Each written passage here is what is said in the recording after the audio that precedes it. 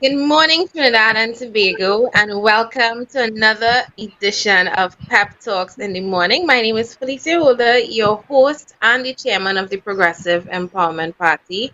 Today is Wednesday. Yes, today's Wednesday, Yeah. the 29th of April. It feels like this has been the longest week ever. I swear to you. I can't believe it's only Wednesday. It's Wednesday, the 29th of April, or as some people say, Hump Day. And joining me on air, not in studio, but on air, is Matthew Gibbs, Pep Central Hub Leader. Good morning, Matthew. Good morning, Felicia. Good morning, Trinidad and Tobago. Hope everyone is well this morning. We are. And good morning to you, Alberto Stacy Purdine, who is the Pep caretaker for Baratara Sawan. Good morning, Stacy. Good morning, Felicia, Matthew, and everyone. It is another day in this banana republic, and I don't know about you all, but this morning in particular, as you can see by how late I joined you all on this program, it was extremely hard to get up. Like I said, this has felt like the longest week, and I can't believe it is only Thursday. How is your week going so far, Matthew? Well, with some trials and tribulations, but can't complain. Not going to complain. It has been Stacey, trying, very trying. how's your week going, my dear? Oh, very hectic, Felicia. Very, very hectic. Is it feels like a very hectic week, and I know you would have joined me on that hamper distribution on Monday. A drive that we are continuing because there are so many people reaching out, but I also want to echo that there are many people also reaching out to donate. So to you people, everybody who would have donated in the past couple of days, thank you very much for that. Your money, your kind thoughts, your good deeds are going a long way towards helping the people who really need it at this time. So jumping into the program for today, and just a little heads up, this program, it is a collaborative effort. Yes, I host the show, but we also have our frontline speakers such as Stacy and Matthew and Anthony and Michelle, and anybody who comes on the show has an opportunity to contribute to the discussion for the day. So well, a lot of what we're discussing today, after the current events, are topics that both Matthew and Stacy wanted to touch on. But before we get into that, we do like to touch on some current events. And I was watching the news last night. Actually, while I was watching the news, I clicked on an article next to the page because I watch my news online, and I saw the an article that the headline said our parallel healthcare economy. Sorry, our parallel healthcare will continue until and dot dot dot. So I wanted to know, how long. Firstly, one, what was a parallel healthcare economy? Not economy. What was parallel healthcare? And two, it's how long is it going to continue? Because I guess it was a clickbait article. And in reading the article, it was basically what a parallel healthcare is basically is what they would have implemented for COVID-19, which is not using our main hospitals, but actually expanding the hospital capacity using Cora and Coover Hospital and Arima Hospital, and then I believe the Brooklyn facility to house quarantine as well as patients who would have been needing critical care, etc. I'm not sure exactly what facility does what, but that was the way we would have, I guess, split up the people to deal with them rather than putting them in our actual healthcare service. And the article was, the Minister of Health was boasting in fact that we will not be forced to use our regular healthcare to deal with COVID-19 until maybe 2021, 2022, if the disease should rage on for so long. And the reason why I brought this up as a topic, and before I go any further, please, if you are on the video on the live stream this morning, click share, forward it to your friends, send it to all of your groups, share it on your pages. Um, Share it on WhatsApp if you can. Share it on your timeline because we're going to have a really nice convo with you this morning. Back on topic. So, in reading the article, I was trying to understand, why Because we're going to have why a was really he nice convo here this morning. Back on topic. giving himself so much kudos for something that, in essence, should be happening. One, because you wouldn't want to put COVID-19 patients in the same place with other people who are not dealing with COVID-19 symptoms. So that's smart, one.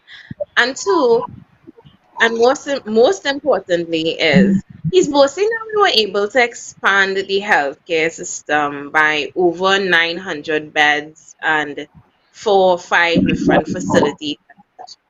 If we were able to, and this is my question, if we were able to do that in the 6 weeks that we are and we're experiencing COVID-19, what stopped them from doing this in the 5 years that they've been in office? And this is my question to you, the public, and to you, Matthew and Stacey, because I'm trying to understand, why is this something that we should be giving them applause over? I mean, again, in treating with COVID-19, it seems only sensible that you would separate COVID infected patients from non COVID infected patients. But also, why did it take a pandemic for you to be able to expand our healthcare system? Definitely, Felicia. I totally agree with you on that. Why did it take this long for us? Well, for the administration, I shouldn't say us, the administration, past and present, to facilitate the necessary outlets with the proper equipment and proper facilities, should I say, in terms of the medical aspect and medical care, healthcare in this country. This is not something that should have been done due to a pandemic. This should have been an issue dealt with before. Because if we're not prepared, how can we deal with situations? Now, this is upon us where we may have fallen back rather than take hold of the situation and deal with it as necessary and have it dealt with the all with the proper infrastructure in place. I mean, what is it to left to be questioned? Is it their foresight? Do they have foresight for these things? Or at that point in time, they did not benefit someone who could put the hand in it? These are questions that are being raised by the public. Well, to me especially, and looking at Facebook posts, people also comment and lament on the same situation. Why now? Why wait till now? I mean, yes, I would agree, better late than never, but within the same thought, why aren't we being, or why the administrations are not being proactive rather than waiting for a situation to be reactive? Stacey? Well, right. And Matthew, to to sum it up in a nutshell, we don't have proper governance in Trinidad and Tobago. If we had proper governance, our priorities would have been straight and the citizens of this country would have been put first. Okay, Agreed. and back to the healthcare. I mean, because we are going through a pandemic and the system is being strained, not just here in Trinidad and Tobago, but globally. It's why I would say, resisted the urge to go in too hard on the government for this, because I like to be fair. I don't want to seem like I'm being biased, because I understand that healthcare systems are being stretched globally. But if I did have to comment on the healthcare system, the first thing I will point out is the state of the healthcare system. We all know here in Trinidad and Tobago, our healthcare system was not anything to boast of to begin with. Somebody actually told me, because I had mentioned on an episode of Pep Talks in the Morning, maybe a week or two ago, that I personally had never had a bad experience in the hospital. And that when I go to the hospital, I pray that I get a good doctor and a nurse. And this person actually messaged me on the side and she said, Felicia, she called me and said, Felicia, as much as I'm glad that you never had a bad experience in a healthcare service. That's not how it should be though, in terms of you shouldn't have to pray and hope that you get a good doctor or a good nurse to deal with you. That should be something that is standard across the healthcare system. And we're talking here about human 100%. resource. But in addition to the fact that we had, a questionable human resource staff in the hospital, not because of their competency or capabilities, and I want to say that right off of the bat, but when you speak to a lot of these nurses and the nurses association and the doctors, these people, a lot of them are frustrated, they're tired, they're overworked, they're overwhelmed. I remember listening to an article about listening to a story about these nurses who were dealing with COVID-19 patients, and they didn't even have a contract from the government. Their contracts were not even renewed, but they were but they were being told to come back to work and come into work.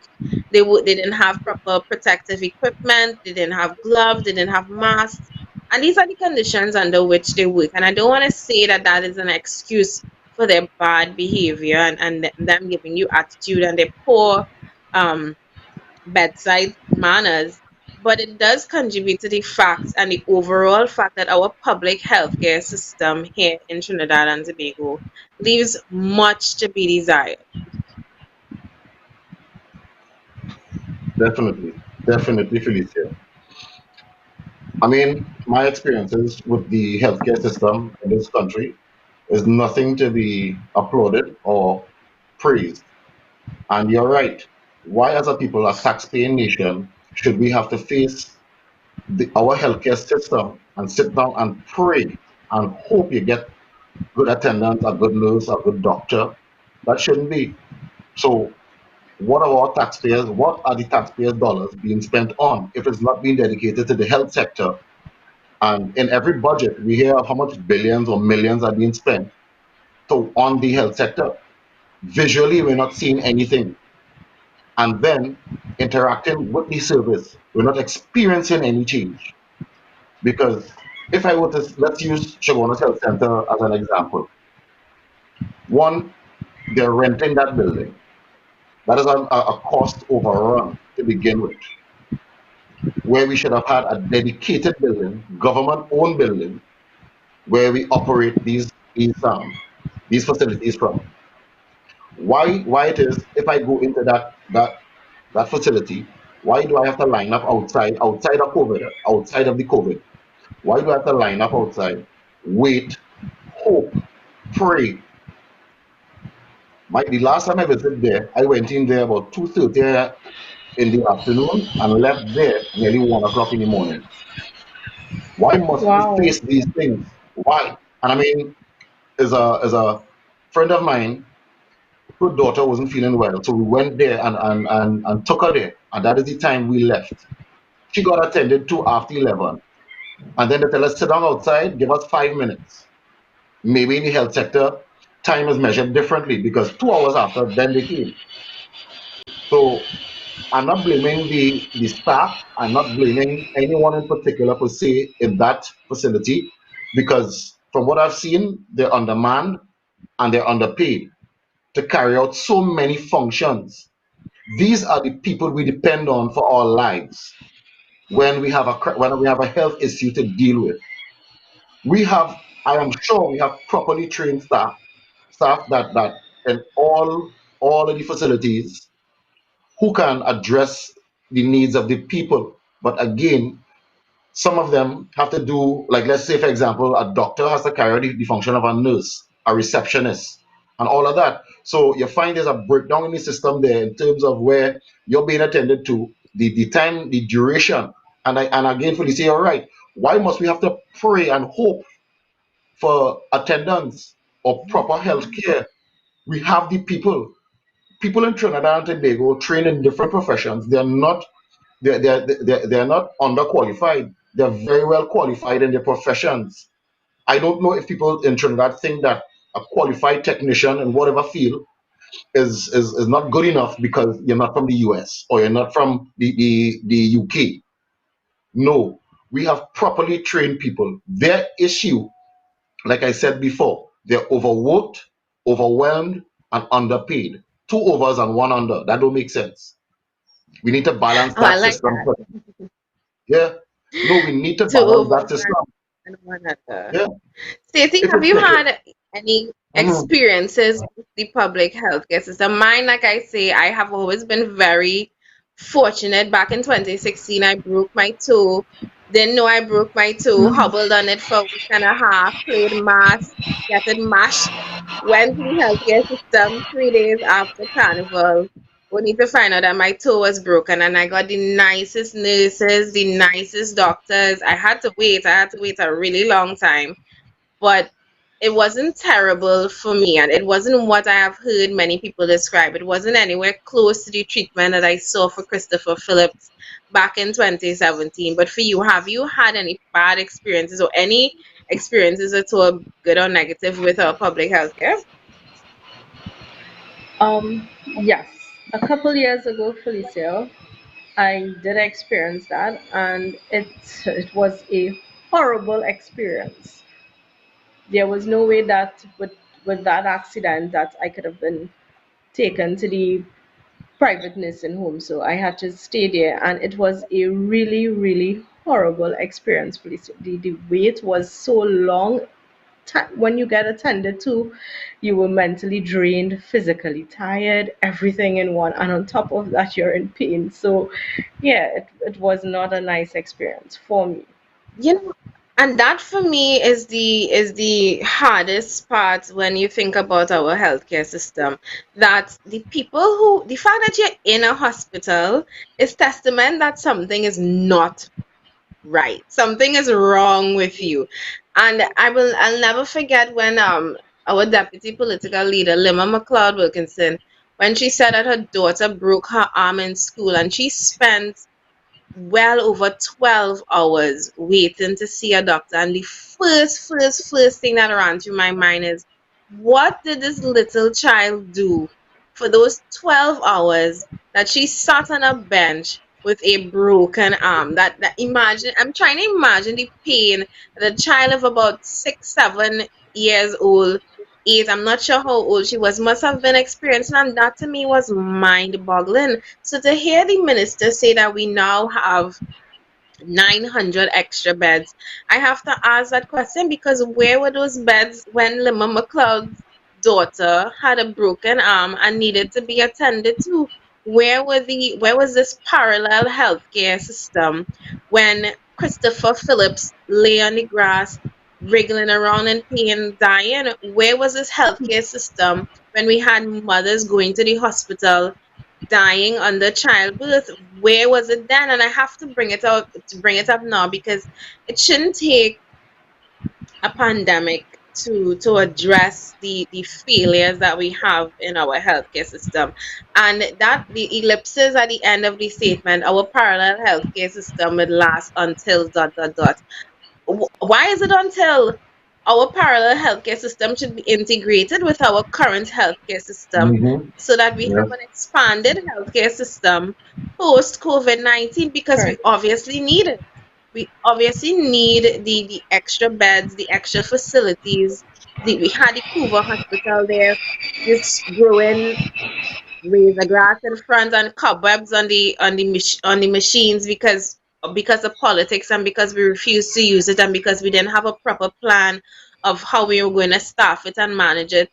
And again, I don't want to just go on about all of the failures, because I mean the show, and later on in the show we're going to talk pep solutions, because I don't want anybody to think that we just here to batch. We also here to talk ideas and solutions. But I do have to harp on that, because having a parallel healthcare system during a pandemic is all well and good. But for the average citizen, the average Joe right now, who is deathly afraid, like me, I am deathly afraid. About a month ago, something bit me on my eye, and it was swollen twice the size. And I said, you know what? I will have to wait it out at home, because I wasn't going to the hospital. I didn't want to chance it. Average citizens, non-COVID-19 patients, that's what we face on a daily basis. That's what we face before this pandemic, and that's what we face after.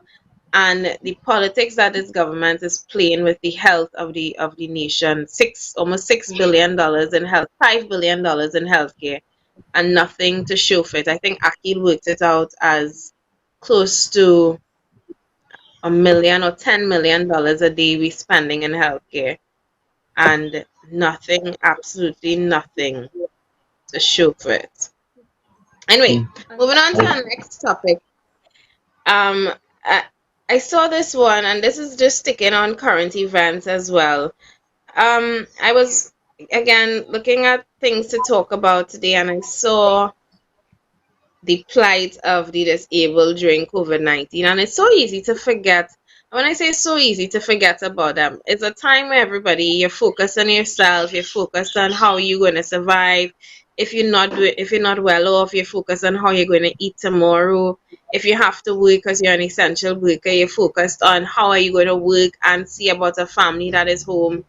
But people like the disabled, and only until I listened to that video did I realize, just how hard they are having things right now. So especially the blind persons who normally use assistance to get around, where somebody has to hold your elbow.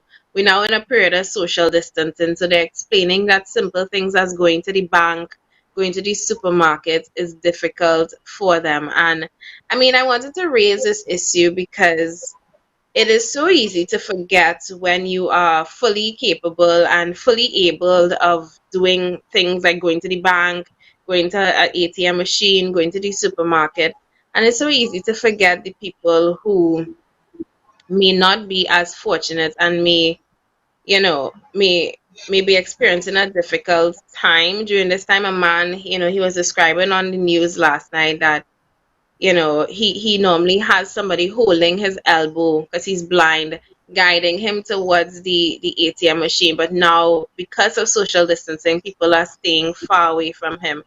And I brought this up because I don't want, and I wanted to stress on the fact that we shouldn't let a pandemic allow us to lose our humanity. If I go to the bank today and I see somebody having difficulty, COVID-19 or not, and again, with exerting the right precautions, I will, make sure I'm safe, have on my mask, use my hand sanitizer, whatnot. But we can't leave our people behind, and disabled people are citizens just like you and me. So I don't want to give people bad advice, and I don't want them to say Felicia said, but at the same time, when we are out in public and you do see somebody needing help within your capacity to help, please try to help them. And I stress on this because here in the Progressive Empowerment Party, we care very much for the needs of the different able. Just last week, I was talking about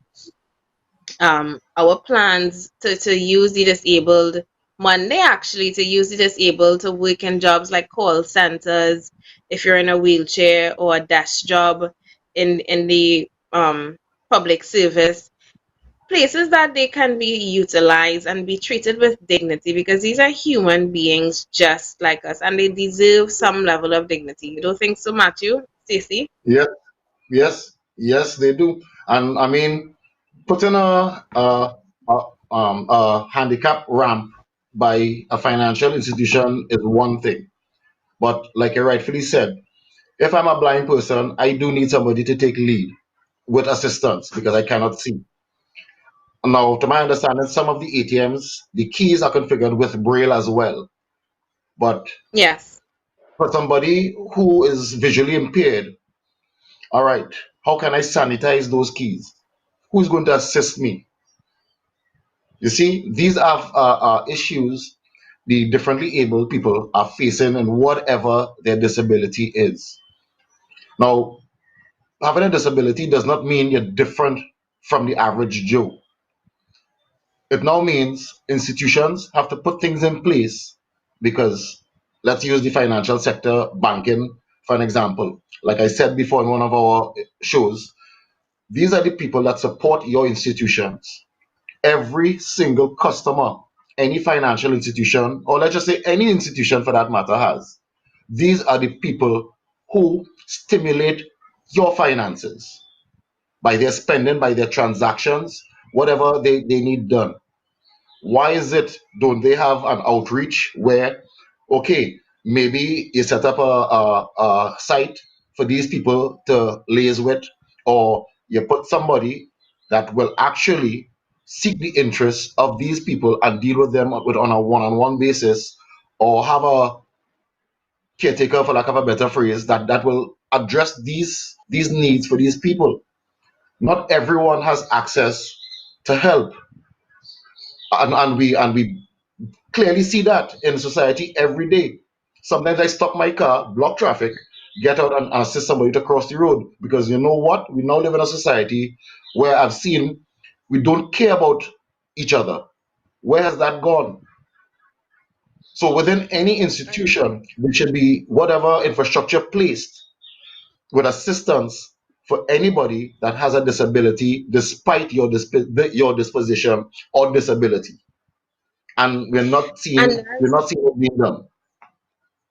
and that is the Stacey, feel free to jump in if you have something to add. That is the point that was being raised on, well, listening to the news broadcast, and the man was pointing out the fact that, that there are some banking institutions that have a few, less than the majority, have, modify their facilities to make it easier for people who are differently able. And for those banking institutions, kudos. But for those that have not, we are now in the 21st century. Things like handicap parking, ramp access should be standard. Things like having somebody Yes. in the bank who is able to help the customer if they should notice, if the person should notice that they are differently able. It's something that we need to have. It's not a maybe or a might. It's something that we absolutely need to have, because just like I said, these are citizens just like you, just like anybody else, and they deserve to be helped. They put in money in your institution, and they also be deserve to be treated with dignity. I know for some people it's very hard to ask for help, which is why the help should be available and ready Hmm. for these citizens. Yeah. I think it has been oversight during COVID-19 that, that differently able people would have a much harder time getting around and being attended to. And I raise it particularly as an issue here, or as a topic here this morning on Pep Talks in the morning, because we as well, I myself, like I said, need to be more mindful that there are people who are having it extra difficult during this time. I mean, some people, their problem is getting money, but like the person who did the interview said, there's some people who are having problem accessing the facilities to access money, and that in itself must be a challenge. And for those who may be listening, if you own a small business, if you are in the banking sector, if you are just a lay person, an ordinary citizen, and you see somebody looking like they may need help, please let us not forget humanity during this time. Just because we are in a pandemic, like I said, of course, exert all of the necessary precautions, but let's be our brother's keeper, because good does come back. And I believe in karma, and I think Yeah. as much good as Yes. we can let out and put out there in the world, we should, in hopes, of course, that it comes back to us tenfold. Anyway, moving on to another current event topic, and I had this earmarked to discuss yesterday with Anthony, but I know, Dominic, you also wanted to touch on this, and I would have spoken about it last week with the youth Hadassah and Natalia, but I was also, there was more information available, and it's on domestic violence and to another extent, mental health. But I also heard Gary Griffith do an interview on Monday. I can't remember the station. I heard the preview for it, speaking about domestic violence. And this topic in particular, I want to touch on, because I think it is, and the reason why it dovetails with mental health is for this. During this time, a lot of people are home, obviously, and you're finding situations where men and women to a lesser extent, but let's be honest, men, a lot of men who used to drink by bars, drink themselves to stupor, no longer have that going on for them. So they home with their wives and their children and their spouses, etc. We have people with mental health issues who are being locked up in a house, confined in a space where they have little to no option for recreation. Some people, as much as we're told we can go outside, some people are still afraid to go outside and do things like exercise. So you're not getting that, those happy juices that you get when you exercise. So you're home stuck and your mental health is waning. And you have, like I say, people stuck at home, victims stuck at home with their abusers. And the statistics on the number of domestic violence cases since COVID-19, since February, have almost doubled in comparison to statistics from last year around this period. And the reason why it's being raised is because, I mean, just like violence against children, which has also increased since the stay home, domestic violence is a real problem here in Trinidad and Tobago, particularly because of the very lax laws and prosecution that we have of domestic violence cases. And I mean, I have to commend the TTPS for the work that they're doing in terms of sensitizing their officers in the Child Protective Services unit as it pertains to dealing with children who have been abused, as well as the unit that was spearheaded and created to deal with domestic violence cases. But the reality is that we have a fundamental and very deep problem as it pertains to abuse in this country. Alcoholism is a real, it's a fact. It's a fact that we Mhm. have a lot of alcoholics in Trinidad and Tobago, and they are home right now doing what?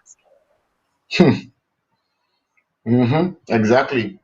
Exactly. And we all know alcohol, Felicia, impairs your judgment, your mental Stacey, I'm capacity. hearing you I'm hearing you, but you're very soft. Okay, can you hear me now, Felicia? Yeah. Yes. Okay. Yes, and we all know alcohol impairs your judgment and thinking skills, your mental capacity, and everything like that. So imagine being stuck with a domestic abuser at your residence and stuff. What what is the next step from there for that person? Exactly, Casey, exactly. And I agree with you. Now, you see, again, I want to touch on PP policy. Had we, the border supervisors, put in place the individuals, like the supervisor of security, the supervisor of social development, those people could have worked together and addressed these things, these issues, and provide solutions. We could have had a situation where within every constituency, when I say mental health issues, within that, the various addictions for people, the doctors coming out volunteering sometime, um, and the general people who would actually have insight, foresight, and knowledge on how to address addiction and how it pertains and how it affects family. Being restricted with someone with a mental issue, I'm not saying um, in terms of like mental, those kind of whatever you want to term them as. But with the addictions, with the alcohol addiction, mental health issues, all of those things are issues that we have to address as a nation. We have to address, and our past and present administrations, they come outside, talk the talk, but they don't walk the walk. And we're there left every 5 years with dangling promises that never materialize. Now, what I can surely say, under PEP administration, the Progressive Empowerment Party will provide that 41 times with every constituency where the needs, whether it may be infrastructure, education, social development, anything, health, security, anything falling within under any portfolio will be directly addressed. You don't need to go through 100 people to get an issue solved. So with that being said, had we had that infrastructure set up already, people now could reach out, or these departments could reach out to people. We can work within the guidelines of the social distancing, where one or two people go to a home and address a situation. You don't need a crowd, you don't need to come to an office. We have it efficiently operated. But again, like I said, past and present administrations, they have never put any form of infrastructure in place to address any issue per constituency. I have people, now I'm the caretaker for Chaguanas East. I have people asking me, how is business going to be done? Why are we not getting grants? I do not have any kind of political power. But what I assure them is that together, and this is something I want to tell the entire nation who's listening right now. Yeah, you and I together, we can make that change. We can enact certain policies. The people have that power, and we can say where our money should go, where it shouldn't go. Because if past and present administrations had done their groundwork and research, the MPs, who some people don't even know, would have had that information.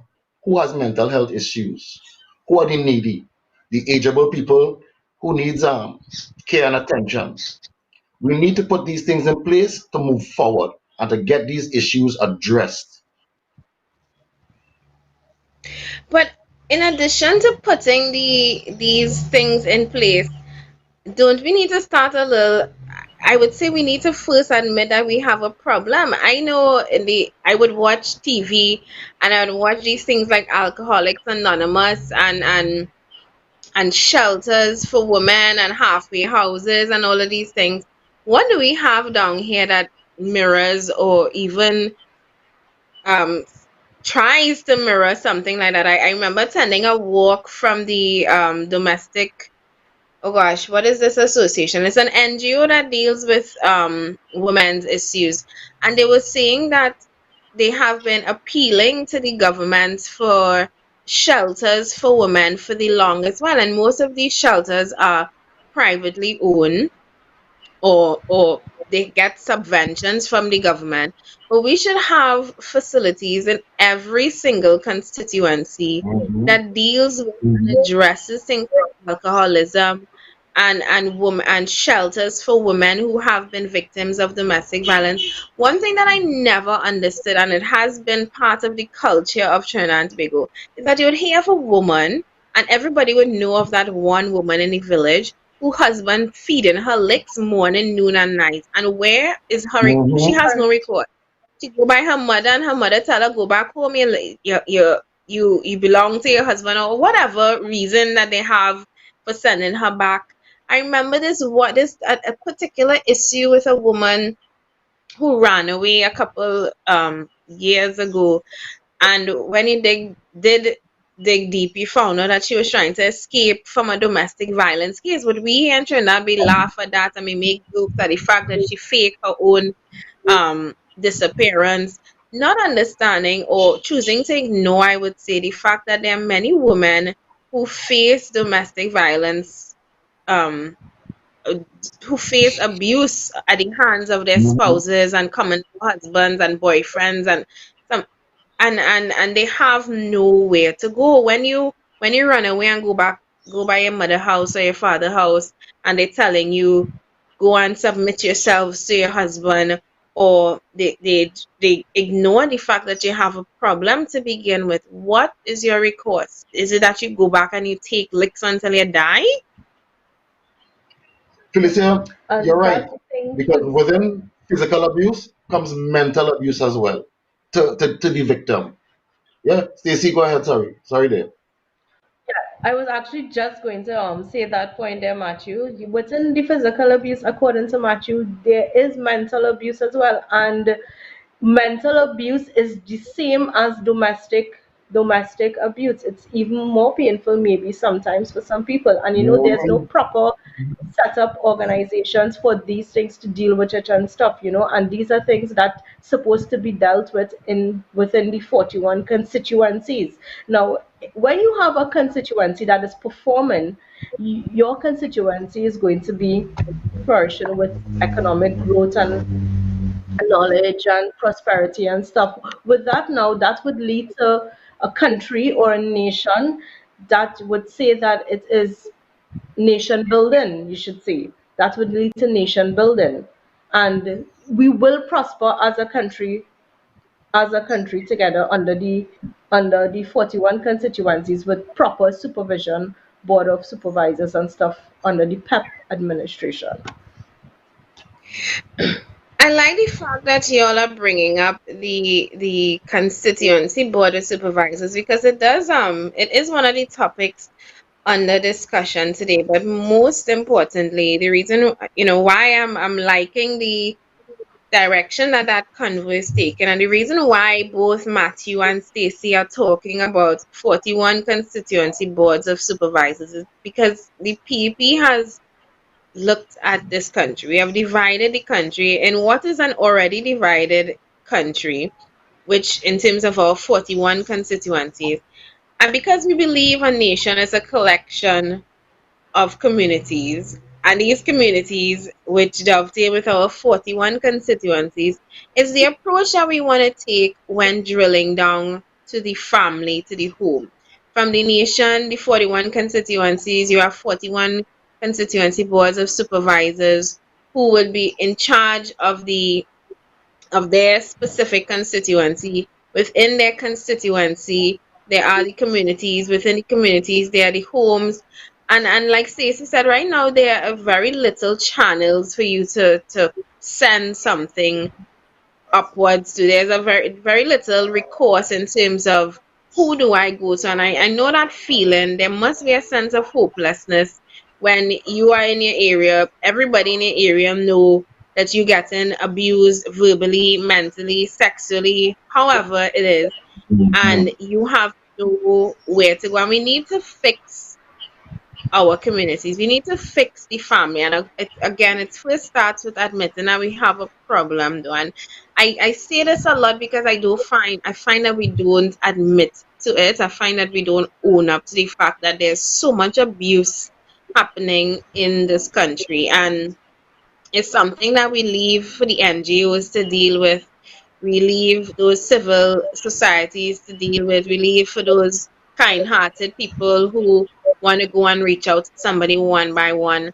But the reality is, across Trinidad and Tobago, abuse is prevalent. And like the statistics are showing, it's even more prevalent now that the people are forced to be at home with their abusers. Should the PEP have a chance at government? I know because social development and dealing with social issues is something very close to my heart, and abuse of women and children and even men, because let's admit there are women who hit men, who abuse men, and I want to be very clear with that. There's some people like to talk abuse and ignore the fact that there are men who are being abused as well, ignore and make fun of the fact that men are being abused when it has nothing to do with gender and everything to do with the abuser, whoever you be, male or female. And should, like I say, should PEP have a chance at government? These are things that I want to make sure are addressed because it deals with the mental state of people. When you talk about somebody being abused, you're talking about somebody who is no longer a fully functioning citizen. They may look normal, they may walk normal, they may talk normal, but this person is carrying around a load of issues that you will never see until it comes out. This person may, in fact, become an abuser themselves. This person may take their life. This person may be depressed to the point that they are non functional, and multiply that thousands of times throughout the society. You can understand why we have such a broken society. You can understand why we have so many functional illiterate people, why we have children who are being sent to school and coming back. with little to no education because they are dealing with issues at home. While you have women who can't function on their own, they tied to their abuser or tied to a man, and they have no sense of independence. All of this, when you take that woman by herself, yeah, she's an individual, but when you add her up with every other person, every other child, every other man, every other human being that is being abused, you can understand why we have a society that is failing as much as it is failing. And I mean, we're just talking abused or abuse victims here and perpetrators, because the perpetrators themselves need help. Let us admit Mhm. that they themselves need help. Victims need help, yes, but just like I pointed out with Alcoholics Anonymous and facilities to help people recover from substance abuse, from with mental health issues, they need help as well. So when you add them up with the victims, the abusers, the criminals, you can really do a ground up approach to find out why we as Trinbagonians, as a collective society, why we are so broken. And the PEP's approach to drilling down to that constituency by constituency, community by community, family by family, is one that I will continue to harp on because it is something that we need to do. We need to rebuild our communities. We need to rebuild the family, and by such, we need to rebuild the nation of Trinidad and Tobago. Yeah. Agreed. Totally agreed, Felicia. Totally agreed. And to total, yeah, and to total a bit on what you're saying. Now, I need to explain certain things from a man's perspective because I'm what you would consider a man's man, a real man. And I'm going to let the general public know to have that title is not hitting a woman. Get that clear. Is not being abusive to your children. Is not the fact that you can outdrink your partner. You know what a real man is? A real man is providing for his family, ensuring his spouse, children, whatever under his care is taken care of. All right? That is what a real man is about. Not hitting, not mentally abusing your wife to make yourself feel better. So you're right, Felicia. The abuser needs the attention just as much as the victim. Because who knows? Now reading some of the comments on these on this show here now, what I'm getting to understand, and I know for a fact as well, if you're experiencing domestic violence within a home from an early age, let's use this example for generations gone by to present where you are right now as an abuser. Just saying. It has now become a part of your reality because in some instances, women think that they're not loved if they don't get licks because that's what they grew up knowing. That's what their mother grew up knowing. That's what their grandmother grew up knowing. So, yeah, so again, what I'm saying is that we need to break a cycle. We need to admit we need help. All the men who are listening out there, let me tell you something. You're not less of a man if you cry for help, you know. You're not, you know. It makes you a better man, a better person to take care of your family. Because at the end of the day, when you get up and you tell yourself, oh, I sacrificing so much, coming home and beating a wife and insulting your children, you ain't sacrificing shit, partner. I'm telling you straight off. And I'm going to be straight with all men. Because I, for one, will not tolerate. I have a daughter, you know. God forbid, when she reaches of age and she's into relationships, whenever that time is, a man raise his hand, he will he will probably be crippled. Not probably, he's definitely going to be crippled because I will not tolerate anybody hitting my child. I know what I sacrifice to raise my child. And as a parent, we all should know what we sacrifice to raise our children. Yes, life is hard. We do not need to go home and take it out on our wives, take it out on our families, take it out on our children in any form or fashion of abuse, may it be physical, emotional, mental. Because you're now going to start a domino effect onwards where your child is going to carry that same mentality to his or her family. That you know what? You, they may not even be consciously aware, but in the subconscious, my wife get my back chat, right hand. My child has an opinion, left hand. No, this is not how it's supposed to work. So as a man, speak and I'm addressing all the men in society. Please, guys, you're not going to be less of a man if you need help. Don't be ashamed because it makes you a better, stronger person to deal with whatever issues you're faced with. You may, I mean, some of us have a lot of work stress now in this lockdown period. A lot of people don't have an income. This now adds to stress. In research of relationships and the psychology of relationships, the conclusions I came up with and what I learned is that if you take financial stresses out of a relationship, if the other problems that you face are now minuscule. It doesn't bother you that much. But we now as a people have to realize that you know what, at the end of the day, your strength is your family. Your mental health is their well-being. And as a man who has been two generations, we have been classed as the providers. We have to understand it's not only financial support, but mental and emotional support for the ones that we love. And you know what? And Loving somebody again doesn't make you less of a man. Go ahead, Felicia. What I was going to say is, and you touched on two things there that raised that I wanted to talk about.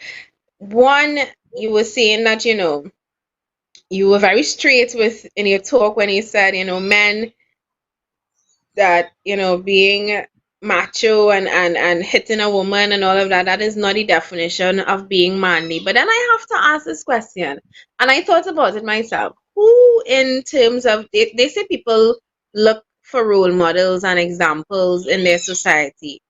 Who in our society, in terms of our leadership, in terms of people in positions of seniority and in terms of visibility, who in our society can men model themselves after? I look at that parliament, our highest level of leadership. In those Mm-hmm. 41 bands of, I promised Sandra from Canada that I will not curse, so I will not call them, but I wanted to call them.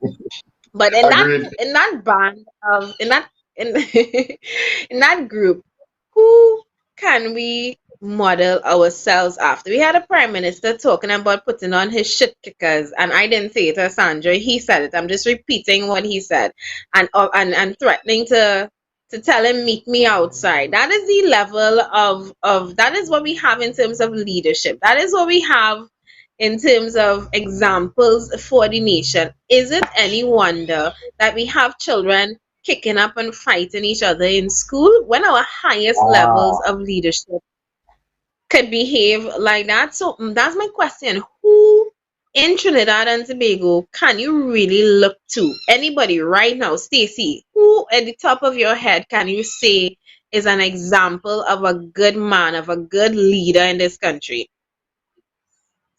wow, that is a very hard question to get an answer to right now because a leader is supposed to lead, and we don't have that in parliament right now, Felicia and Matthew. We have a bunch of children in parliament, I should say, because they behave like that. When it comes to the country and citizens, they put that last and they put themselves first, which not supposed to be like that.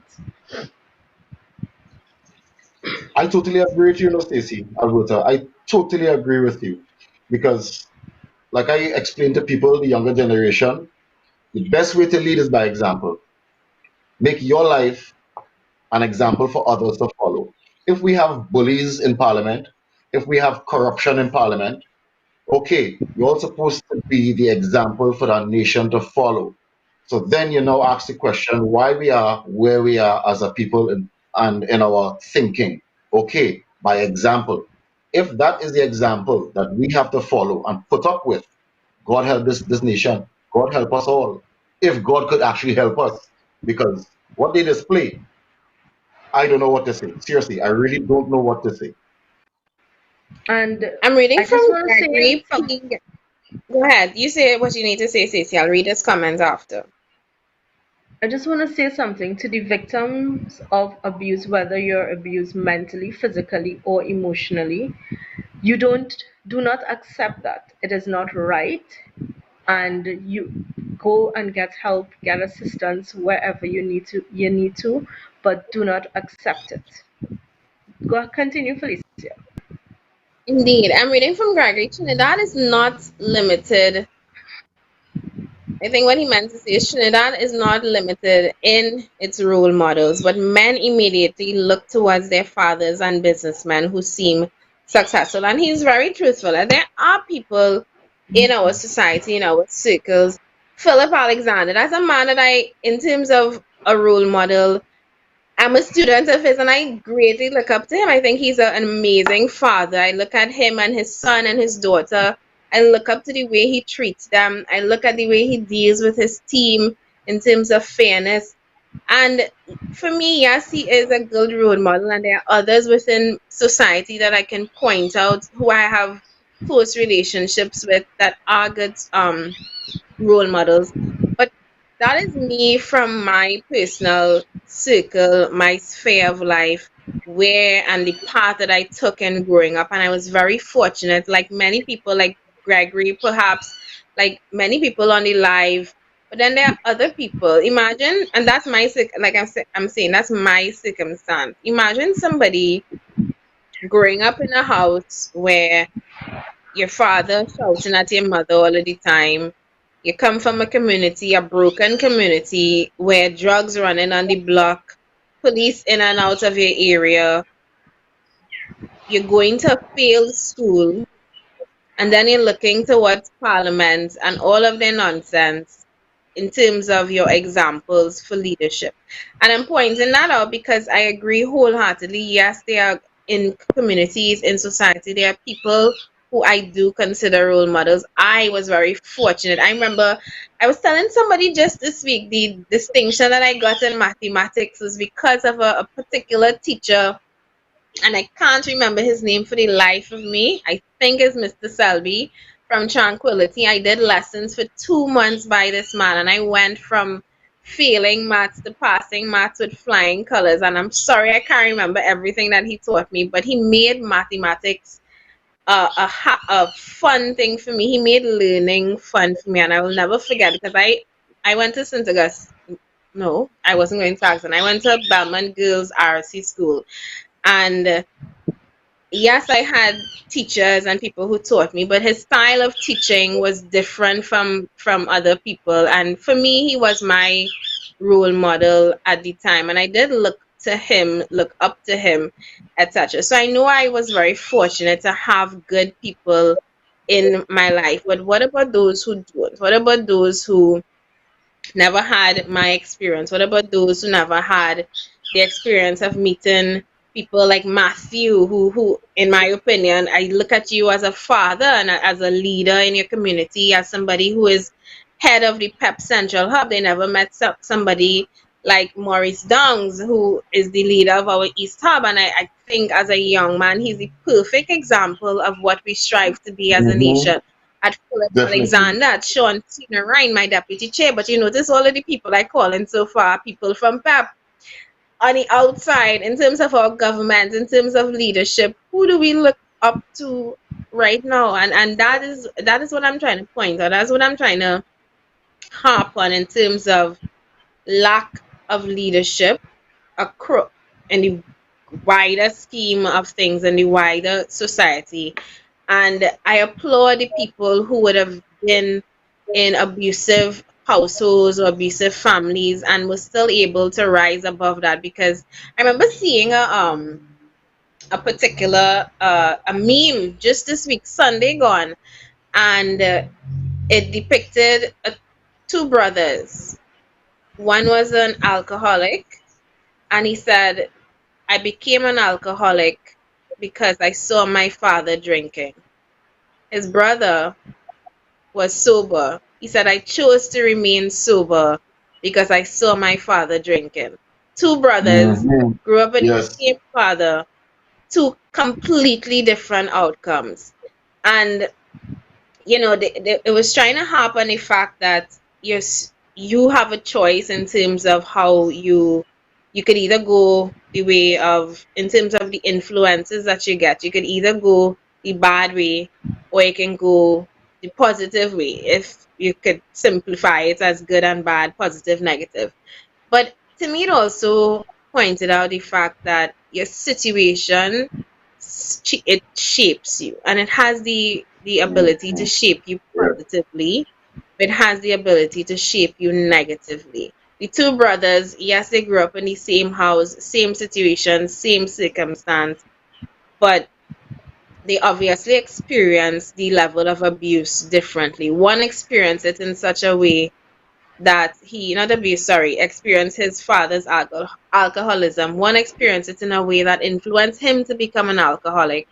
Another one experienced it in a way that made him say, I absolutely do not want to become an alcoholic. And I applaud, like I say, I applaud everybody, anybody who would have come out of an abusive situation and be able to rise above their circumstances. But the reality is, some people don't. Some people can't. And for those people who do not and who cannot, we as a society, we as a nation, we as an aspiring government should want to and implement things to make it easier, make it better for the people who are struggling to rise above the circumstances that prohibit them from rising in society, rising in life on a whole. Mhm. Yeah? Felicia, I agree with you. And you know what I've noticed we lack? We so lacking within every community, and now it is becoming a dominant factor in every home. A lot of people lack prayer and God in their life and guidance of in through that aspect. Morals of yesterday, standards of yesterday has been lost. Whereas I remember growing up as a child, if I did something wrong, I was getting my tail cut from the neighbor and then getting a next set of cut tail when mommy, grandma, whoever reach home. So it's double, triple licks. And then when my uncle hear about it, oh God, enough said. Even when I went Presentation College, my favorite teacher was Simon Rostad. He was the dean of discipline. Do the math why he was my favorite teacher. I remember doing a bio lab, going to his office to collect some instruments, collect six without him even asking because I could live in that office giving trouble. You understand? I mean, now he is somebody, Mr. Rostand, at that time, he was somebody who was like a father figure to all the students in Presentation College, a no nonsense man.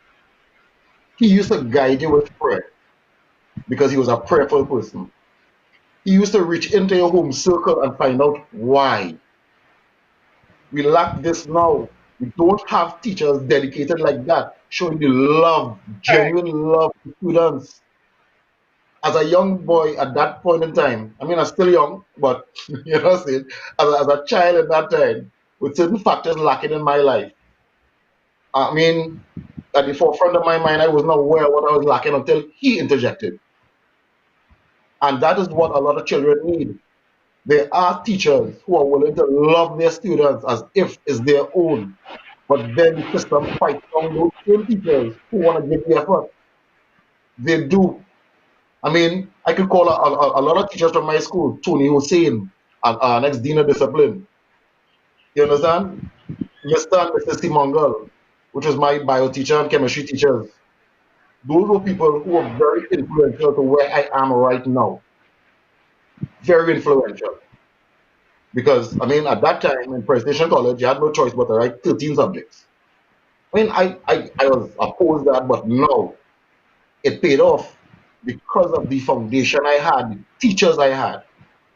And again, I don't want to sound repetitive, but again, I want to be on the facts. Had our board of supervisors been active in the communities, all of these things would have been addressed.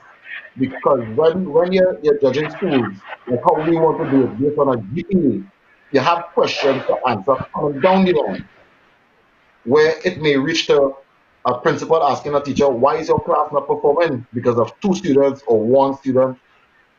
Then the supervisor in charge of social development, the one in charge of education, and the supervisor of security would have stepped in to find out if it's a problem coming from home and the child bringing that baggage to school. Like you said, Felicia, twins, that example of the twins, not everybody can take a minus and turn it into a plus. Some people take a minus and make it into minus squared, minus cubed. So you have now that embedded in them as a person, which forms their personality, which they now, as an adult, bring into their home, believing that my father beat the hell out of my mother. My wife, oh God, time she open her mouth, that is it. Time her mouth open and tell me no, licks. When my children don't do as I say, licks. Now, I mean, I'm not going to disagree with discipline, but there are ways to discipline children. I would use myself as Actually, an example. Go ahead, go ahead. I was going to say that our head, our research officer, Anne Marie Dulal, she is very adamant that that you should never hit a child. And I mean, I would see her having disagreements with people on this, but she said that as a mother, she has never once had to hit her child, and that children don't need to be hit to learn. And I mean, I guess you would have people disagreeing with that, especially with the whole Bible Mhm, parable, not parable, that Bible saying, "Spare the rod, they spoil the child."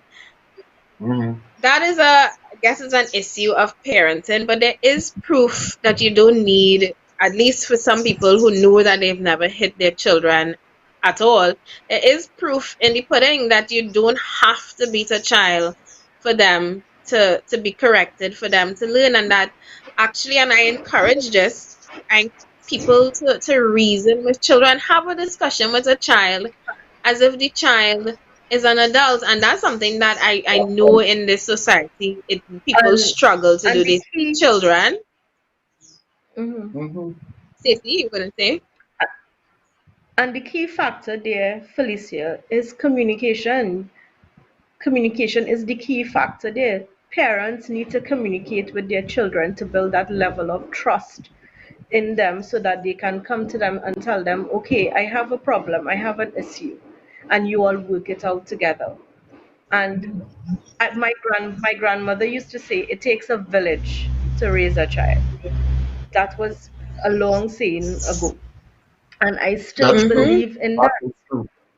Yep, yep. Most definitely.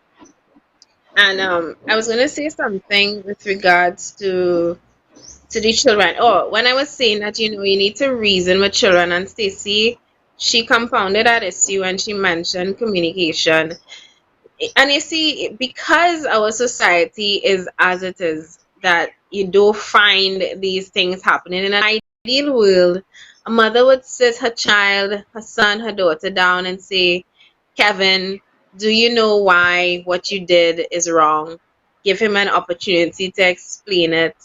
Give him an opportunity to say why he did what he did, even though he knew it was wrong. And if this was a nice sitcom, at the end, the dramatic music will play, they will hug, and there will be a resolution. And Kevin will go on knowing that this was a wrong thing to do and he will never do it again. But this is the real world. This is Trinidad and Tobago. This is real life. And the reality is that mother probably frustrated. She working two jobs. She fed up. She come from a household where she used to get licks like rain, so she sharing licks like rain. The child has some learning disability and she doesn't understand the learning disability, so in her mind he just not learning, or he hard of hearing, and all of these barriers towards really understanding and treating with the issues of the child and even the issues of the mother. And it circles back to everything that I was saying before, which is that we we have a lot of broken communities. And Matthew, you said it earlier as well when I told you there were two things I wanted to talk about. One was the role models in society, and the other one, you mentioned that issue of finance and finances in the household. Right now we have people dealing with the loss of income. People dealing with the Mhm. fact that they have mouths to feed, they fed up, they're frustrated, they don't know where to turn. So I woke up this morning with messages, so many messages on my phone from people just reaching out, trying to get help. And that's where we are right now. And we have a lot of desperate, frustrated people in society. And this is no reason for abusing or taking your your issues out on women and children or men or whoever else in your household, in your community, wherever. It's not an excuse, but it also points to some of the frustration that people are experiencing, which can in turn force them to take this out on others. But aside from COVID-19, the fact that so many people live in poverty, live in situations where money is so hard to come by, is another factor that contributes to why we have so much abuse in society. Matthew, was it you? You said that in communities where or households um where money or they're financially Yeah, stable, yeah, that yeah, abuse is lower. Yeah, yeah, and yeah. that's the reality. But when you look at the Mm-hmm. reality of our society, and if you were supposed to do a cross section of the societies where abuse is most prevalent, you would see that they are poor, that education is lacking, that Correct.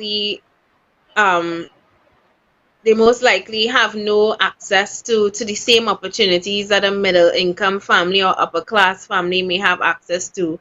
And these are all, again, I bring in all of this up because these are all things that need to be and must be addressed in society if we want to move forward.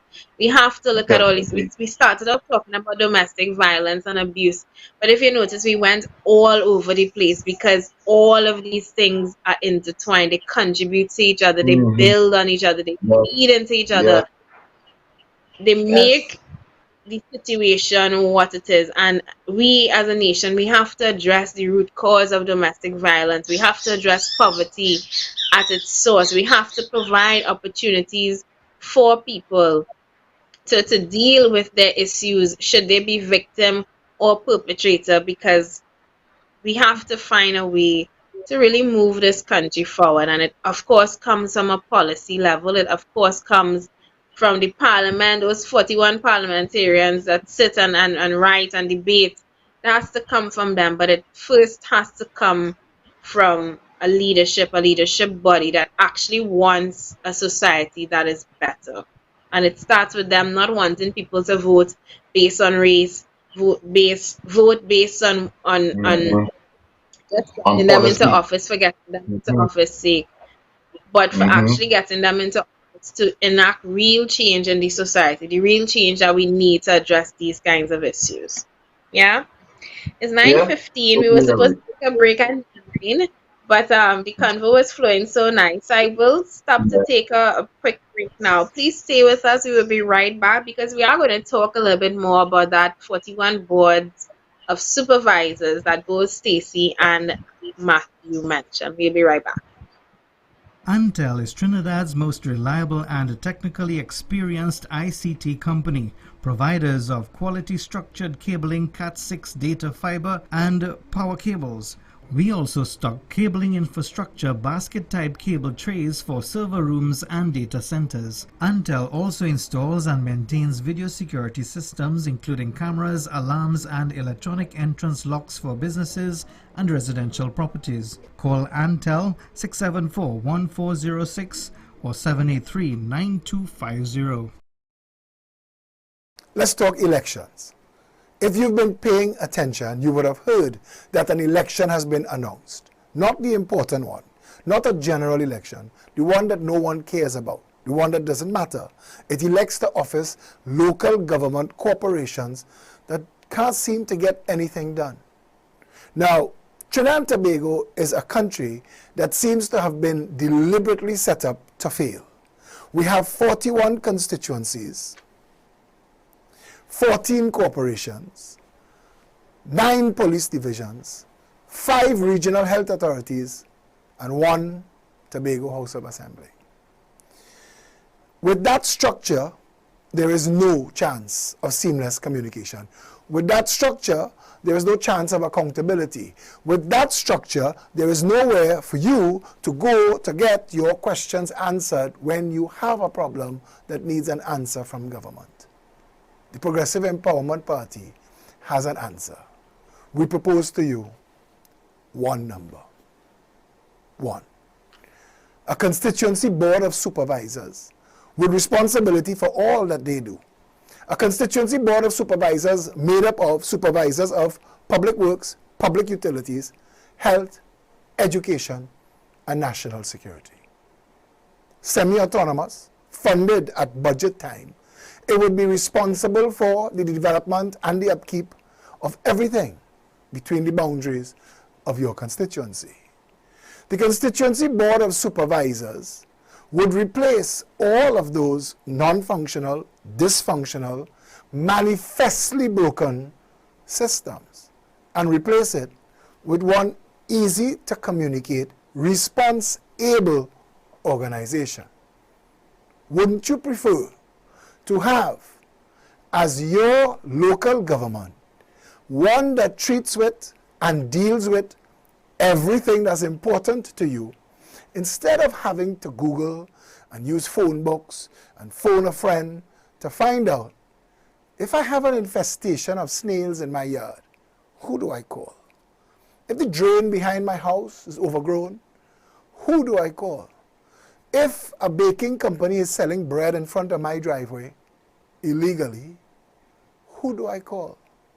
If you want a better Trinidad and Tobago, shouldn't it be one that is set up to succeed?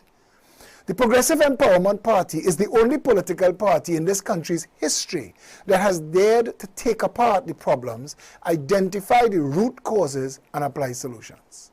If you want all of this to work, if you want healthcare that works, education that leaves no child behind, if you want public utilities and public works that gives you a constituency and a country that you could feel proud of, comfortable in, and succeed, you're going to need to support and vote for the Progressive Empowerment Party. I am Philip Edward Alexander, and this has been 3 Minutes to a Better TNT.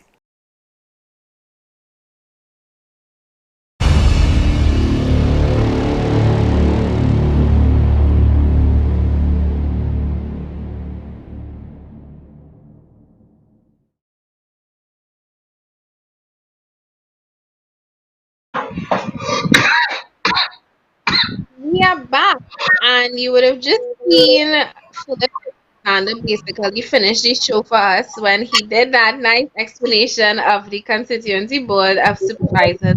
But we are going to expound on it a little bit because we have with us two caretakers, and well, one caretaker and the leader of the Central Hub. So we have Matthew Gibbs here as the PEP Central Hub leader, and Matthew also the caretaker for Chaguanas West, is it? East, east. Shawana East. Yeah, Chaguanas East.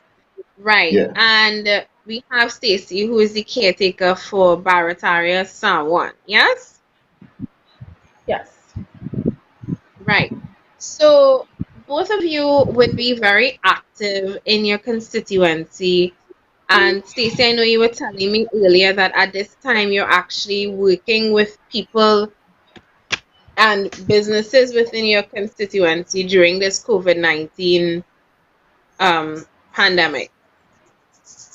Yes, I am Felicia, and we face many issues within the Sawa Barataria constituency, and some of those issues that is repeating history, I should say, is poverty, health, security, poor infrastructure, water issue, and there's nothing that is being done or nothing that is being implemented to eliminate these problems that is ongoing for the past years. Hmm. Your MP is who's your MP for your Doc- area? Dr. Ford can. Dr. Fuad Khan, the man who said he's not going back up for elections this year. Correct. And if you're back with us after that little break, please remember to share the live video again as we ramp up on the discussion and take you into the last 45 minutes of the program. Also, if you want to call in, we are taking calls, but we're still having this discussion going on. So, what you asked a question last night, you well actually put this forward for the discussion. What is an MP and what makes a good MP? Because you're saying Fuad Khan is your MP, and the fact that you are here in a pep orange jersey trying to represent your constituency means that you obviously think that your MP is not doing a good job. Correct. A good MP will make a positive difference in the community. He or she, Felicia, will be responsible, and that MP can express concerns of their community to Parliament and ensure people's experiences are recorded and understood. He or she can press for changes which will increase the community and bring well being and prosperity. A member of Parliament, Felicia, they represent the voters in Parliament. And that is not being done in my constituency of the Sawa Barataria area. He's quite dormant, I should say. He's not active at all within that. And the member of parliament need to lead their community and take charge of their constituency and be responsible for his or her constituency and the constituents within. Now, one of the reasons, I mean, apart from him being very dormant, one of the and this would lead us back into that constituency board of supervisors. One of the struggles of the way we have the current system set up is that we have MPs for an area, but they seem similar to the local governments. They seem to have little to no influence on what actually happens in their area. I mean, you may have an issue with water, but who do you call? Do you call your local government or do you call your MP for your area? Sometimes people do one over the other, sometimes people do both depending on the situation. Sometimes people are not even sure which one is responsible for what. And that right there is already issue number one. Who is responsible for what in your constituency? And the PEP plan for the MP, and Stacey will go on to tell you this, is that the MP is in charge of the entire constituency board of supervisors. He manages them like a committee.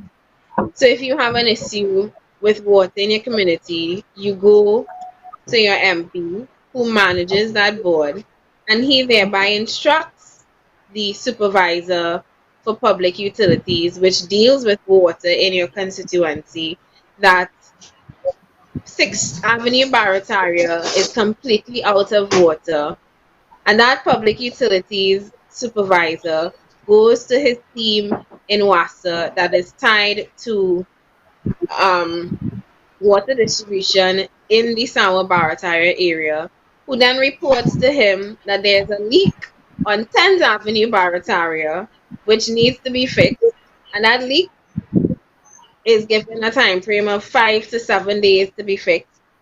He now reports back to the supervisor of public utilities, who then reports back to the MP, who then reports to his burgesses that this is the issue, this is what needs to be done, this is the time frame to be fixed. That, I have to say, sounds like a working solution, but it's not what we have right now, is it? Nope, No, it's not. not at all. And how a constituency can be developed by helping the young people find their place in society. And when I say place in society, I mean by setting up mentoring programs that pair them up with successful men and women within the constituency and empower them to be a leader within their constituency and even in the country as well. We also can educate citizens about their own responsibilities as well by helping them to understand the processes that lead to getting a home, a job, etc. Develop the local economy by providing targeted help to small businesses so that they can grow and create job creation within the constituency as well and employment, I should say. And those are just some of the few factors that we can look into as well. And we can also build on the social cohesion by organizing community activities where MPs can can mostly be will be present, and their constituents and people can get to actually know each other as well. That issue of being present, though, Stacey, I mean, apart from running a board of supervisors, that issue of being present is one that I think is most important because the first thing people, if you don't, it's one thing to not do the job, another thing to not do the job and be completely invisible. I cannot remember the last time. I can't actually, no, I've never. Have I? Yes, I saw Stuart Young once in Belmont. Once. He was here putting up an awning of the local bar. That is the one thing I know that he has done for Belmont. He put up a shade so that the local alcoholics can go and drink by their favorite watering hole. That is what he's known for in my constituency. But apart from And that, I go can't ahead, Felicia. remember, or I don't know of him really being in his office, taking calls, being available for his constituency. And our policy of separating, if you are an MP, that your only job is an MP is one that I have to harp on because, like I said, you have to be there. Your job was to represent the people. You can't now say that you're too busy, you in parliament all the time. Your job in parliament is to represent the people. So what are you there doing? MPs need Exactly. to take responsibility for their constituency and represent the people.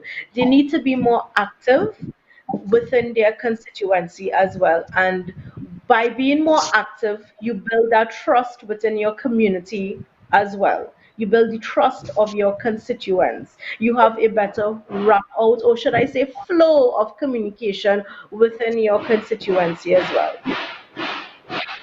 Mhm. I You agree also with get an idea. 100%. You also get an idea as to what is happening in your community. As of right now, I doubt that my MP knows what on earth is going on in Belmont.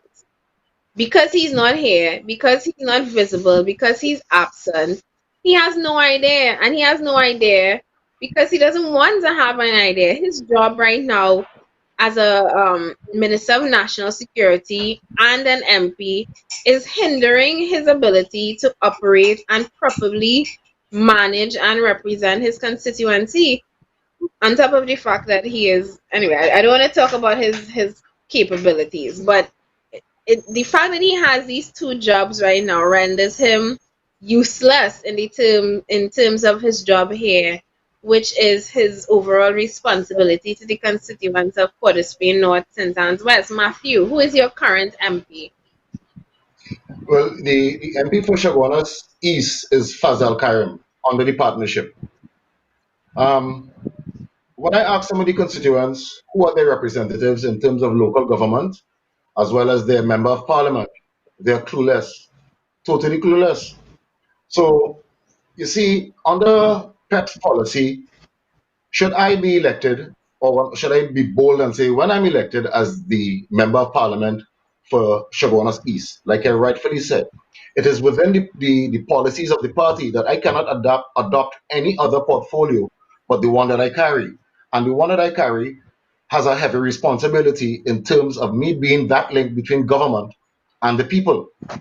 Now, all what I've noticed is within different constituencies, they lack representation. A lot of people have woes, a lot of people have issues that they themselves cannot deal with. Where now you find sometimes the private sector, the businessmen come in and they attend to certain things. Some of them do, some of them don't. But like I said in one of our last shows before, that is not the responsibility of the private sector. That is the responsibility of a functioning government. For how many years we have had independence and we have had this structure. I don't want to use the word functioning because it is not functioning, which is local government. To me, and my point of view, and since I've been a part of PEP and heavily involved, I've realized it is true. Local government does not do the job that it is required to do. The councillors, they may have a business or they have a job otherwise. They are not being held accountable for their function and their functionality is not being addressed. Under PEP policy, mind you, number one rule, accountability. Philip has made it quite clear to everyone, and I respect him for that, and the country needs to respect some of his point of view because he brings it up as it is. He would not sugarcoat it for you. He lets you know and he lets us know point blank, and he did not even sugarcoat it. He said, Matthew, if you're going to be a representative of Chaguanas East, your function is X, Y, and Z only. Your concern is not Chaguanas West. Your concern is not Caroni East. There are people dedicated with responsibilities and portfolios. Having said this now, I think we should really and truly get rid of local government and enact the board of supervisors because it makes it a simple transition between issue on the ground to government, where it can be dealt with, not just put in a file and left to decay, because that is what happens. The issues in Chaguanas East right now, I can tell, and in fact, not just Chaguanas East, and a lot of the country, but my focus is on all the central constituencies. The major issues is drainage, water. Rainy season is upon us in about a month or so. When that happens, where I live here in Greenvale, in Chaguanas, there's no access in or out because it's flood on that Endeavour main road right there due to lack of poor infrastructure. They have taken a lot of the lands and made housing development.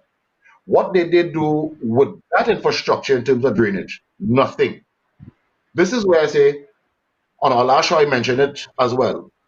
During this downtime, let us focus on infrastructural work, let us focus on school repairs, etc.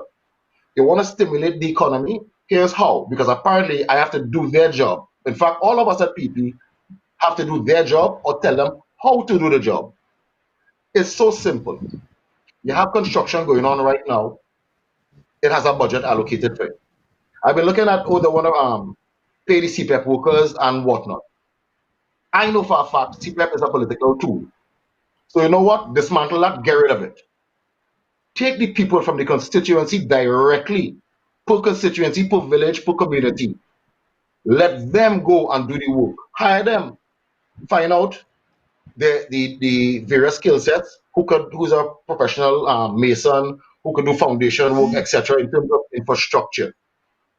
Let them now do the work. Bring them out, pay them a salary. This now will stimulate the economy because you know what? They have a dollar to collect at the end of the day. This is what I am going to fight for and have been fighting for. That people in the communities, not just the constituency, because constituency consists of more than one community. Everyone should be able to get a fortnight's work or a day work, whatever you want to call it. By enacting this, you will stimulate the local economy of that community and constituency. We will now, under PEP policy, work with the businesses within that same constituency and or community for them to supply whatever materials needed to do the job. Again, creating financial stability for businesses who will now create employment because you know why? If I tell hardware A, here's what, for this community, I needed to supply X, Y, and Z. He has an ongoing contract with me, the MP, via the government. He can hire more people from the area to work in his establishment. So it's a win-win-win situation with our policy implemented.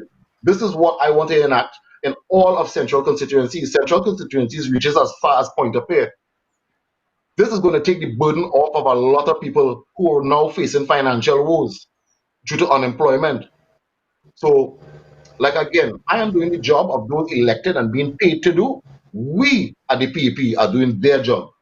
Stacey had to highlight broken mains, sewage mains. Come on, man. This is the 21st century. We're not living in a cave.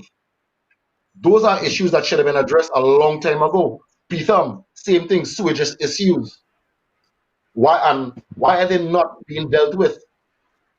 But again, like what I've noticed, my personal opinion is as long as they can't put their hand in it, they're not going to fix it.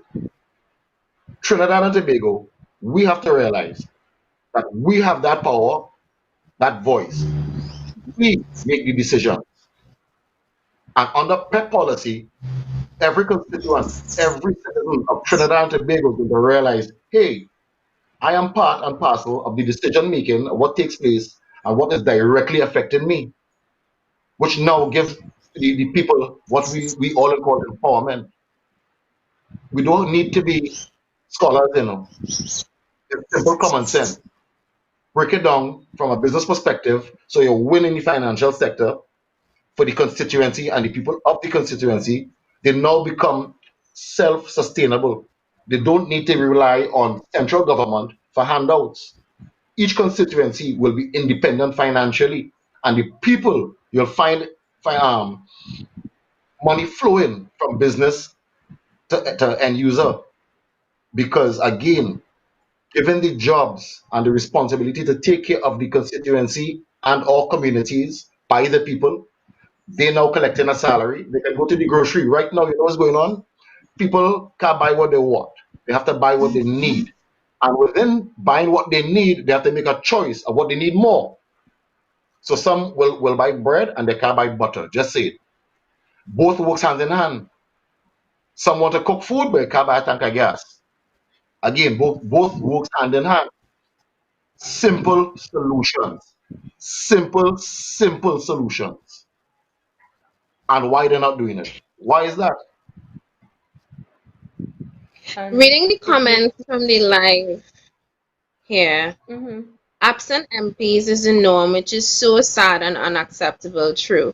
Rose Fang Chang is saying, now that we know what are the problems in TNT, how about focusing on how the PEP is going to fix them? I think Matthew started to go in great deal there of how the PEP plans to fix them. But for anybody who may have missed what he said or may have missed the intro, our plan to deal with the constituency and deal with the needs of the constituency lies in our constituency board of supervisors. It is a board of supervisors, a committee that is going to be chaired by the member of parliament for that area, which is the person we or you would have elected into government as the representative of your area. Like Matthew said, we are abolishing local government because we have found that it makes no sense. Nothing adds up. We have 41 constituencies, 14 regional corporations, which are manned by the local government, 9 police divisions, 12, is it 5 RHAs,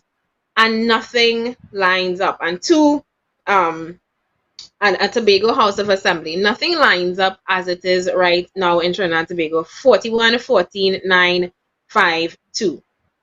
Our plan is to condense all of that into one. Get rid of local government because they have no power to do anything. Let's just face it. Instead, combine the roles and make sure that we have a supervisor of public utilities, public works, security, health, and education, making sure that they are addressing all of those areas in the constituency. A supervisor for education, for example, his responsibility would be managing all of the boards, all of the schools within his district so that you can drill down from students, from school to student, from students to school, from principal to teacher, from teacher to board of education. And this way we have a constant flow, a constant channel of communication. So that way we can drill down into the constituency and find out which school is doing best, which school is failing, which child, which classroom, which teacher has a GPA of 3.5 and over. If we have a particular student, a particular classroom that is failing, we swap out teachers to see if the problem is the teacher. Maybe it's not the teacher, maybe it's the child, maybe it's the children, maybe it's where they come from, maybe it's the fact that they are from families where money is hard to get, maybe the child is being abused. Again, the system that we have is one that allows you to drill from top to bottom and from bottom to top. Rose asked for solutions. These are PEP solutions for addressing the problems in the constituency, for getting your needs and your getting the representative that is representation right now that is lacking in the constituency, because there's no proper channels, because the channels are all over the place, because you don't know who to go to, where to get your issues and your concerns addressed. We spoke about water. Maybe one constituency that is having problems with water, maybe they need to go to the local rivers, build a dam. Maybe another constituency needs to tap into their underground springs. Again, this is the responsibility of that board of supervisors, which is chaired by that MP, by that member of parliament, whose responsibility is dealing and addressing all of these areas that I just mentioned: health, education, public utilities, public works, and security within his constituency, and his constituency, which is one of the 41 that we intend to split. I was looking for that word, divide, divide Yeah, Trinidad and yeah, Tobago into. So, like I said, yeah. Rose asked for solutions. We just spoke about some solutions. Um, Dion Andrews, Charmaine has been right here all of the time. She is an avid pepper, and she just loves to hear us talk pep talks in the morning. I think you maybe have just joined, so you missed all of her fire that would have been on the live this morning. Rose, we're having some technical difficulties this morning. She's asking where's everybody on the live this morning. Yesterday we had 100 and something people. It is fluctuating this morning. Satish did point out that the system is giving some trouble. So if you find the numbers are a little low this morning, that may be why. But you can assist by hitting share one more time, so that if or the people who did not get it in the newsfeed will get it now. We have just about 15 minutes left on the show. Matthew, anything else you wanted to talk about in terms of this board of supervisors?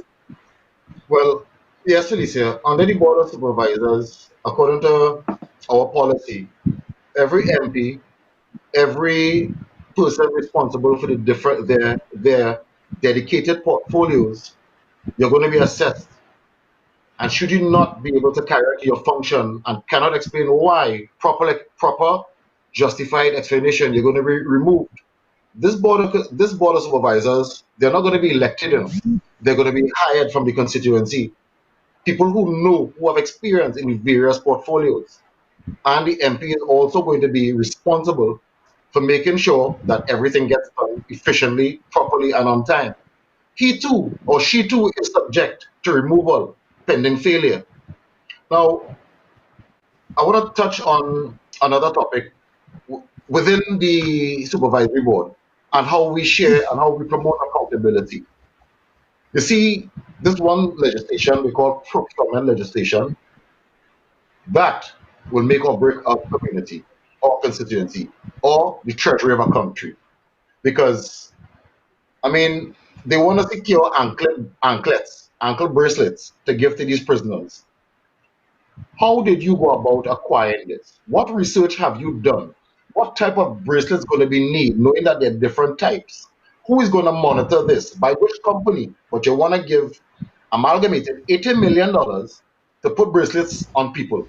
And then you're going to call it TTPS, which is our local service provider of protection, to lock up the said people.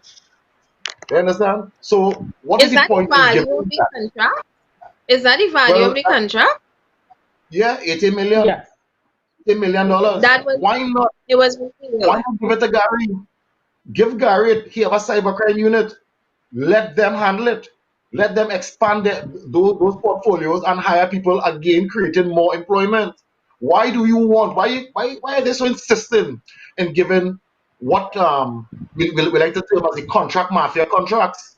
They have no say, And as none. such, a, The a contract mafia special team and the needs. private sector, they do not decide where this country goes.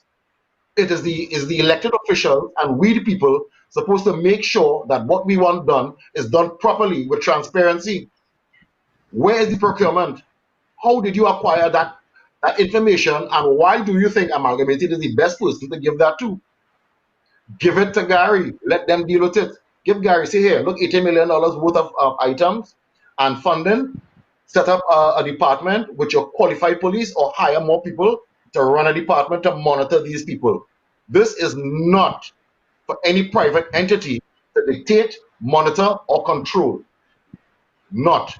Security of a country is not to be run or have any injection from any private entity. None whatsoever.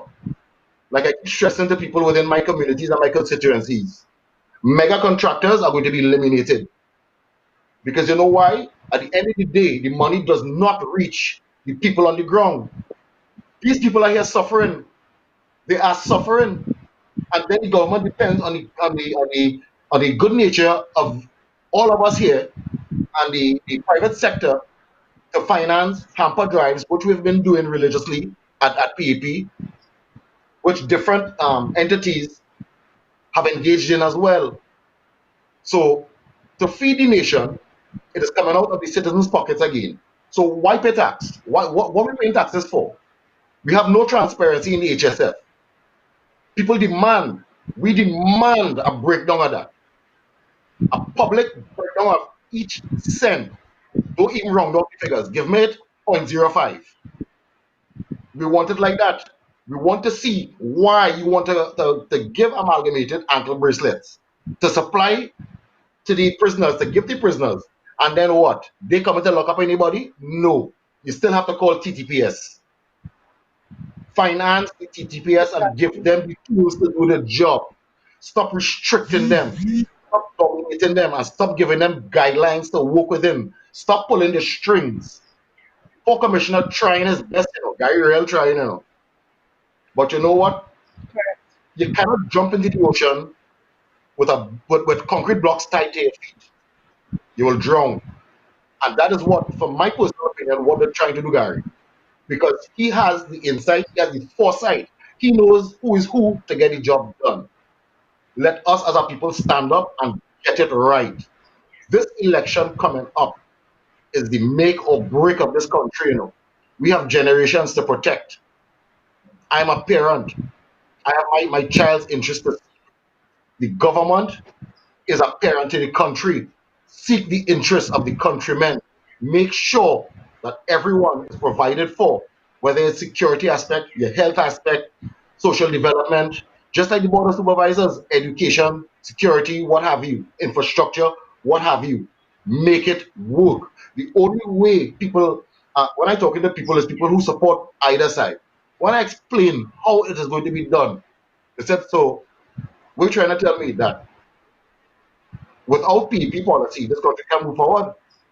And before him answer them, they're saying, but that is true. If things like this work, if we can get it functioning, everybody will have a little bread on the table. People will feel more secure. Retrain the police service so they have better PR in terms of every officer. For the police force to move forward, they have to gain the trust of the people. And it's how they deal with the people. You can't go and hire somebody without proper background checks, which we know for a fact has been happening. And crimes are going to be slipped through little crevices. And those little crevices enable big crimes in different forms and fashion. Because a policewoman might have a boyfriend, just saying, not call out anybody. A policewoman, as an example, might have a boyfriend who's a drug lord, and you know what she need police service. Okay, now we know where that's going, and vice versa. Who knows? Let us get it done right. And that is the policy of the PP, and we stand firm on all of our policies. And I personally am not going to let anything shake that tree here in central constituencies. You have a problem with it? Come and deal with me. I will deal with you afterwards. You understand? This is how we go to run this country with character, transparency, accountability, and proper policy. Look at us. We are neither here nor there. So you can't use race as a tool. You understand? I make so much. I make so much. You cannot identify me to one race. Because I come from Chinese background, black background, redneck background, Syrian background, I'm all in the mix. So like I say, as a people, let us move forward. We are Trinis. We are all a product of Trinidad and Tobago. And police, you're right. If the head cannot display proper proper characteristics. Just like a home, if a father not showing the right example, his son is going to beat his wife or be the same or be an alcoholic. So we as a people have to get it done right. We have to think properly, be straight with ourselves, and let us not be, how to put it, dedicated to or religiously supporting one party when that party does nothing for you. Look at how you live, look at how they live. Then ask yourself that question point blank. What have they done for me lately? Nothing. Because at the end of the day, a lot of people make the same statements, no matter who in, who out, I still had to get up and work hard. On the PAP, you still had to get up and work, but it wouldn't be that hard. And your life going to be better. Because you know why? The grassroots, which is the most important people in any constituency, in any community, they're going to have the ability now to make a choice. And rather than fight with a choice of necessity, you're going to be able to buy what you want because you have that extra dollar. We will create financial stability for community. According to Philip, you fix a constituency, you can fix the country. Let us work. You want to get the fruit, attack the root. Let us find where it went wrong and deal with it. Our policy will show you where it has gone wrong. And our policy is not pointing fingers. Our policy is solutions vetted by scholars internationally that says it will work. This is all we have to educate ourselves, not with scholarships, but with common sense and love of country, love of humanity, and love of each other. And most importantly, love of your family. Well said, well said, Matthew. Stacy, we have about 5 minutes left of the program. Anything that you want to add in here before we go to the wrap up? Um, what I agree with what Matthew said, and I hope people, Trinidad and Tobago, we take this into consideration. Our leadership at the Progressive Empowerment Party, our political leader, he does an excellent job, and every single member of the Progressive Empowerment Party, they do an excellent job.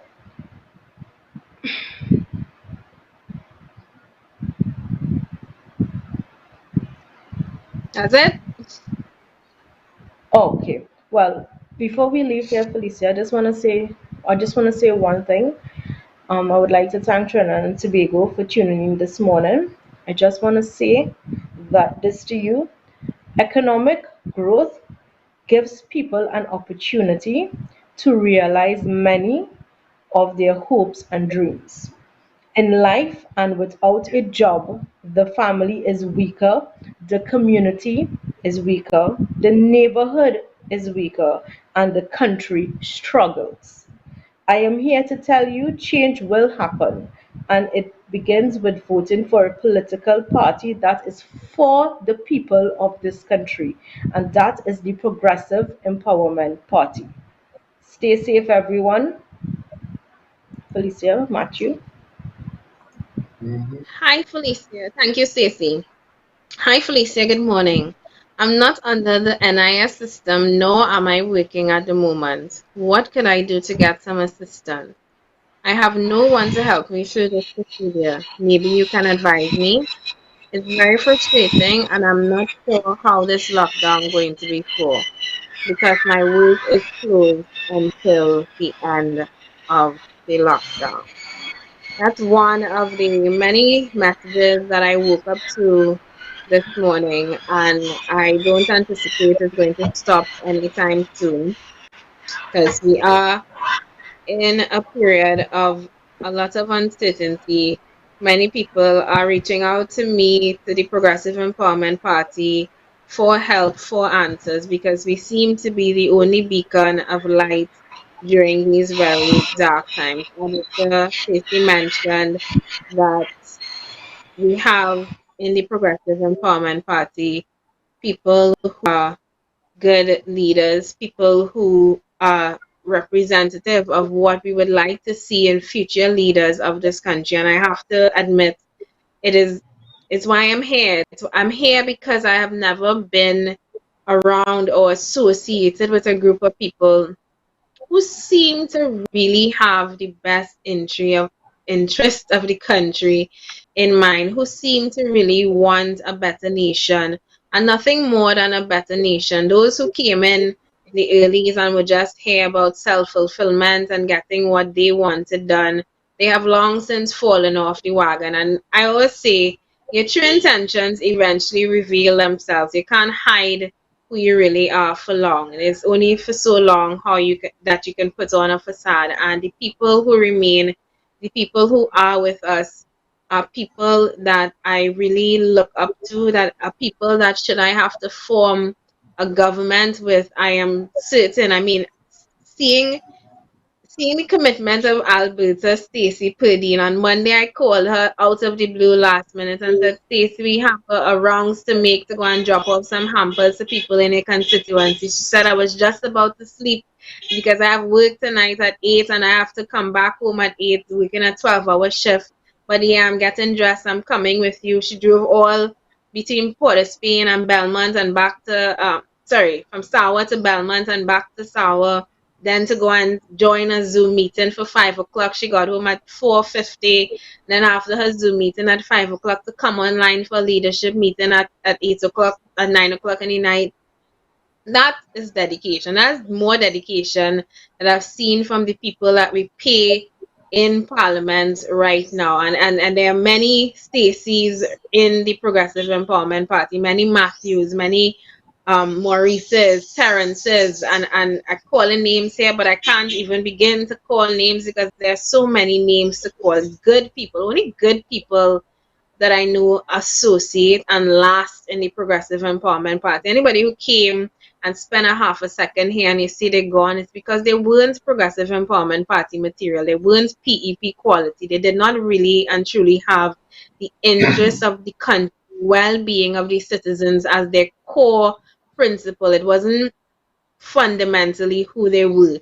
And for those who remain on, I know that you are here for the right reasons. And trust me, your efforts, continue at it, is going to reap fruit. Matthew, anything to say in closing before we wrap up for the day? Yeah, I would just like the people of central constituencies to know that they can reach out to me. I have some hampers, again donated by the PEP, to distribute within the area. We don't have much remaining, but you all with any issues, feel free to reach out on our pages, our Facebook pages, the Sugar Wanna Seas page, the PEP Central page, the different pages, my page personally, Matthew Gibbs.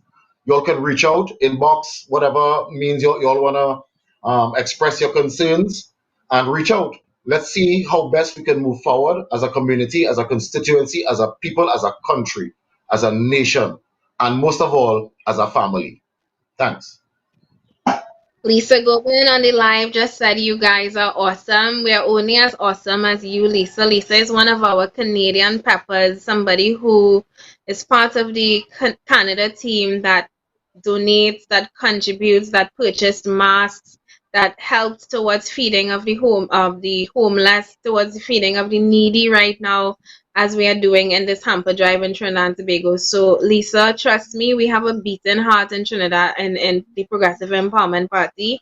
And you and all of the other Canadian and overseas members, Denise Xavier, who is faithfully on the live, that's my adopted mother from New York, because I have an adopted mother from Trinidad.